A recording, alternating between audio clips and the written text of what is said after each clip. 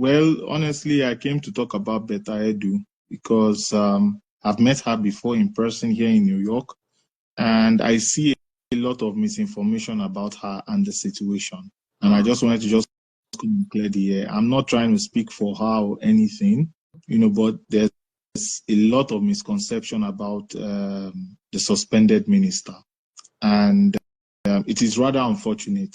But first, from your title, our youth are not better than the elders. I support that notion.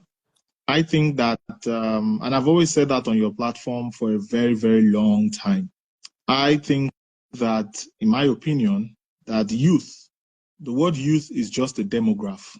The word youth is not an ideology, but it is just a facade that when people say give the youth a chance and they think that it's an ideology. No, it is just a demograph. It is just people that are from the age of 18 to 35, according to Nigeria. That is what they call a youth, 18 to 35 or 18 to 40. There is no difference. It's even worse now because the older guys that loot money in Nigeria, at least you see them buy properties and all of that. However, with the youth of nowadays, or the young people of nowadays, we have a lot of distraction. A whole lot of distraction. People will take money and go to Maldives and all of that stuff and seeing what they are doing on TikTok here and there. No, I'm not talking down on anybody, but there's just so much distraction now. And if Nigeria is to get better and we want better youth and all of that, unfortunately, I think 3 generations have to be neutralized, unfortunately, because almost every Nigerian is corrupt. I'm saying it with my full chest, and let them record me anywhere. Almost every Nigerian is corrupt. According to Senator Dino Melaye said, and I quote, the people that are waiting to steal are more than the people currently stealing. Do you think your leaders came from Mars?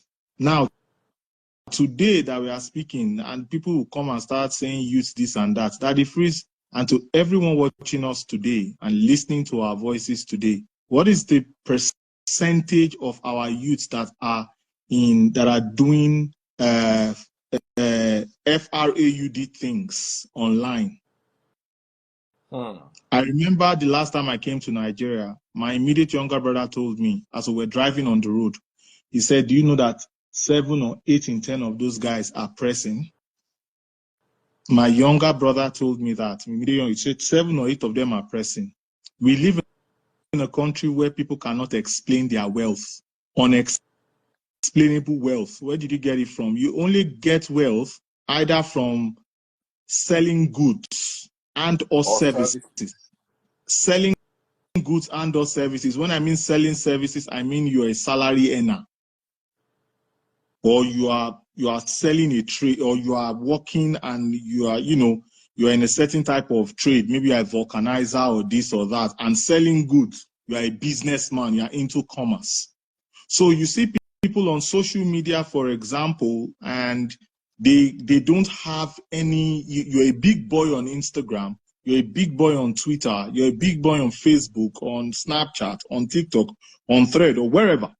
And you cannot tell us what exactly you do.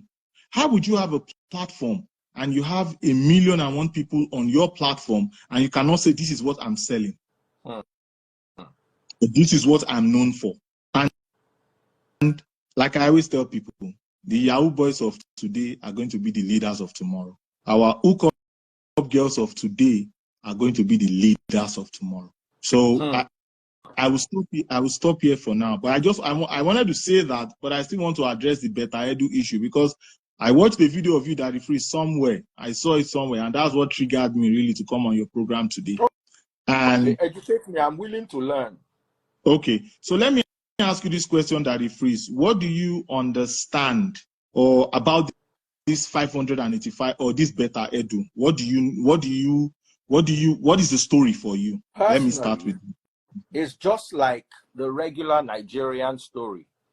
Money should not be in your personal account if it is government money. That for me is the problem. Why are you transferring government money to your personal account? Okay. So Daddy Priest, what So if I tell you also, that why no money? if there's nothing wrong, why did EFCC invite her? Why did Tinubu suspend her? Okay. Those So are my questions. what if I tell you that right now nobody knows if money was actually transferred? Because So what is now the issue? Why is she trending then? that is what I'm saying, Daddy Priest. There is so much sensationalism in this story. Why was she Daddy Priest, suspended? I'm going to explain. There is so much sensationalism in this story. And we as Nigerians need to pay attention because they've done something to us and we are blindsided. Now, this is what they did to us. Remember that the former minister, EFCC, requested, for her and all of that stuff for 37 billion naira fraud. Now, I think that 37 billion naira by former Minister of Humanitarian Affairs, her name is Farouk, Minister Farouk. Yeah. That's her name. Because that ministry, since the year 2020 up to 2024 today, the total budget in that ministry is to the tune of 2.8 trillion naira. So averagely, that ministry is doing 500 to 550 billion naira in the budget. This is a ministry that I've always complained and screamed about that is the cash cow in Nigeria. That is where everybody wants to go to now because it's unaccounted for and unexplained. And now, this same woman, when people were at home during the sit at home, during the COVID pandemic, this woman was saying that they were feeding kids in school. This is not about me being partisan APC or whatever. They were doing the feed the child and with conditional cash transfer. They are taking all of this money. They are taking raw cash to markets. How can you even explain that? So back to the story. This woman was being arrested or being detained or being requested to go meet the EFCC, but she's been detained anyway now for 37 billion. For the other one. No, not Betta Edu. Minister Farouk, the former humanitarian minister for humanitarian and poverty alleviation. That is why I'm saying there's a lot of distraction. So that was the first situation. And then another news broke out. NSIPA, National Social Investment, I've forgotten what the P stands for, and the A, I've forgotten what the P, but the A is agency, which is under the Ministry of Humanitarian Affairs. That was the lady that moved 44 billion naira in 5 days towards the end of last year, or at the end of last year. Betta Edu was the one that was ringing this alarm. This is what's going on in the ministry. Betta Edu is like, this is what I met. Betta Edu moved the N-Power money and moved it to the single treasury account. Now, when all of that was happening, they suspended Halima. Halima is her name. When they suspended Halima, then a couple of days later, we started hearing, we saw that memo, 585 million naira. We saw that memo. Okay, what is going on? Then, back and forth here and there, Accountant General got involved and all of that. Now, this is where I will fault Betta.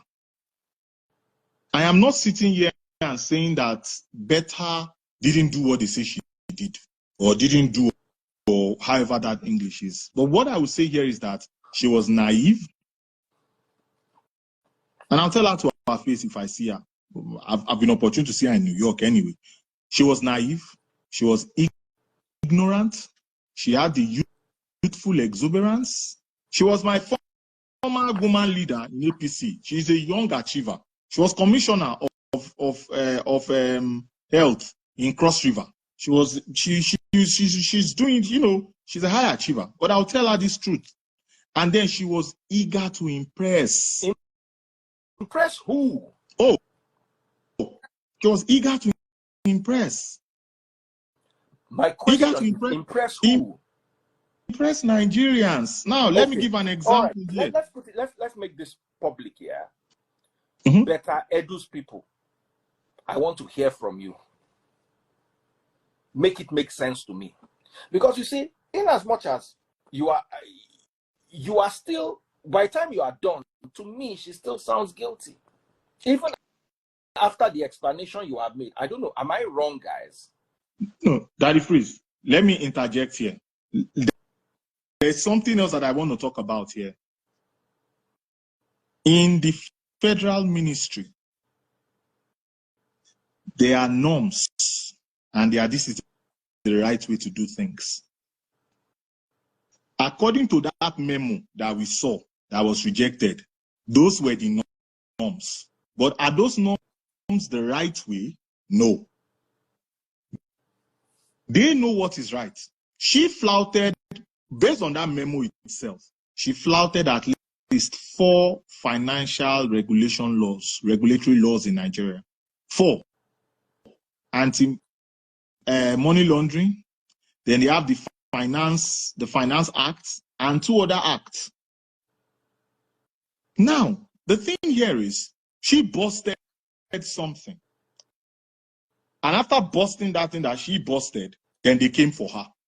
And because she was naive, then they got her. I am not saying here. One thing is, I was wondering, because in government, 500 million is very small money. That made me wonder that normally, now 50 billion, 30 billion, so that they move money. So that's 500 million. I can look and say, I think they won't set this girl up. But you see, at the end of the day, the more the case is developing, the less innocent she seems to be. For me, from my personal opinion, that's why I said maybe her people should come and they should come to this live. I'm ready to host them. Maybe they come explain what really happened. Now, you remember what they said about the other former minister, Bongolee? The money involved in that case was $3 billion. Which one? Bongolee. Who is Olu? Former minister. The trend in the FCC case like 2 weeks ago or 3 weeks ago. They said just Google Bongolee, $3 billion. So when I hear those kind of $3 billion, I didn't hear that one. Bongolee, I didn't hear that one. I don't know what you're talking about, Daddy Freeze. Maybe there's another name. You get careful. If there's another name, Bongolee, just type it. Type $3 billion. $3 billion. Just type it. That's what they were saying. They were dealing with then. Bongolee. That name doesn't ring a bell, respectfully, sir. Billion. Just type that thing I said you should type. I can't type anything. No, I can't type even anything. 6 billion. 6 billion hydropower project. EFCC declares former minister wanted. Oh, that is the man under former President Obasanjo. Yes, that was one. Yes, that's in power. I remember what you're talking about. Yes, I remember now. That was one of what I'm trying to say. I'm not saying he took the money, but when I hear government money, those are the kind of monies that we hear. Not 500 million naira is about $350,000. Daddy Freeze, what I'm saying here is, I am not saying she did or she didn't do it. I am saying that money itself did not come out. Do you understand what I'm saying? As far as I'm concerned, was there an intention for the money to come out? That's enough. No, Daddy Freeze, what I'm saying, that is enough when that is the norm in the ministry. Daddy Freeze, that's why I said, you know what? Betta those people. Both Bongolee is not convincing me. And I'm not done yet. I'm not done yet, Daddy Freeze. I'm not done yet because we are missing the bigger picture here. Okay, what's the bigger picture? The bigger picture here is that nobody is talking about the former Minister of Humanitarian Affairs. That I feel, this is me. This is me, what I think, that may have looted, allegedly, hundreds of billions of naira. Nobody's talking about Alima anymore, that moved factually over 44 billion naira in 5 days that was suspended. People are now talking about Betta Edu. Remember, Betta Edu was cleaning up the system. Let me ask I you am not there. a question, Bongolee. Is this because you are APC? Because I'm seeing No, so you are what you are saying is genuine, not because you are also APC. Daddy Freeze, I just said that she flouted 4 laws. Okay. Didn't I say that? Let me allow the other gentleman to talk. I'm supposed to have rounded off since. Brother, I'm how are sorry, you? but Daddy Freeze, I'm to clear, fine. I'm sorry, my brother, but to clear all doubts here, I said she flouted 4 laws, and I called the laws on your program. So I am not in any way defending her. I am saying Nigerians look at the full picture. And lastly, before I go, Daddy Freeze, then there's the Olubumi Ojo, the guy the star boy, and now he's kind of like linked to it, and people are calling for his head. Are you not seeing what I'm seeing? This is top level conspiracy here. Like, you did something wrong, you flouted 4 laws. Yes, we agree. But now nobody's talking about all the things that other people have done, but they are focusing on only you. So it's like, if you say we should go down, then everyone else is going down. All right. I am not supporting Let me allow and I this said she gentleman flouted to say 4 laws. something. Thank you very Thank much. you so much, Bongolee. I'm just actually rounding off. I should have rounded off about 10 minutes. All right. Brother, how are Daddy you? Freeze, thanks for allowing. This is my first time coming on live. And Bongolee, I greet you. So I really appreciate this opportunity. So I just want to comment on few things before hanging off. So number one, I'll talk about religion. I quite agree with what the other lady living in France actually spoke about. At least everything he said, which I've experienced. So back to your topic, our youths are not anyway better than our leaders. Honestly, even if I'm trying as much as possible to agree with this, because I was there before I have actually jackpot to Scotland. What I would say is this: I think the average Nigerian youths that are hardworking, which I believe I belong to that category, we have no place in the system of Nigerian government, like the way it has been structured, except we want to go the other way around to do things we wouldn't have done. So if I'm given the opportunity to actually be in the position of leadership, even when I know that it's all about serving the people, not going. But the way the system has been structured, I think most people will actually want to do the other way around, just going there to loot money and be a disservice to the people. That is number one, because back then in Nigeria, I used to be a banker, and honestly, it was like I'm nobody. So apart from being a banker, these have also crossed across the even our nurses, our doctors. We could see the I exodus know you from the mentioned country. one of my former colleagues, Ijoma. Yes, yeah, Are you her husband or her brother? husband. Where is she? We're in Scotland. Hey, I was trying to remember who is Ijoma. Ijoma, I can't remember. Hey, Ijoma that married the. You are from Akwa Ibom Edo or Cross River? State. Because I know she's pure Igbo. Yeah, pure Igbo, Anambra. She used to be my personal. How is Scotland? Beautiful. Uh, thank God. We go Beautiful. vibe, we go vibe, we go vibe. Well. So, It's beautiful, but a bit cold this period. yeah, absolutely. Absolutely. So, I'm not really, because of the way the system is, so I don't really want to really get involved with whatever thing that is happening politically. So I'll just leave it at the aspect of religion. So your teaching has been a very great one, as in it has liberated. I will speak for myself personally. So,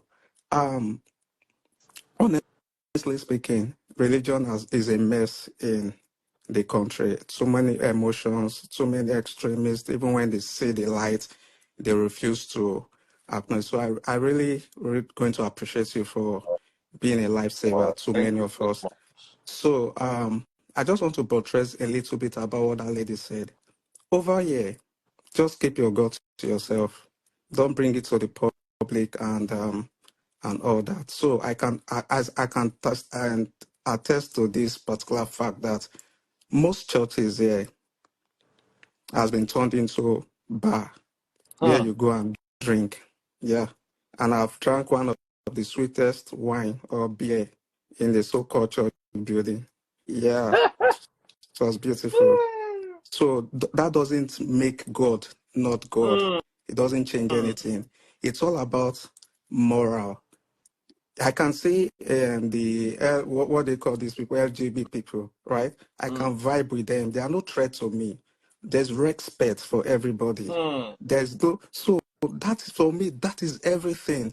But I'll be more friendly to those people than being a friend to a pastor that I don't know what it like. You understand a pastor that can be harmful. So let me just for me not to just talk to my because I believe we all know these things. So honestly, I quite agree with what that lady is saying.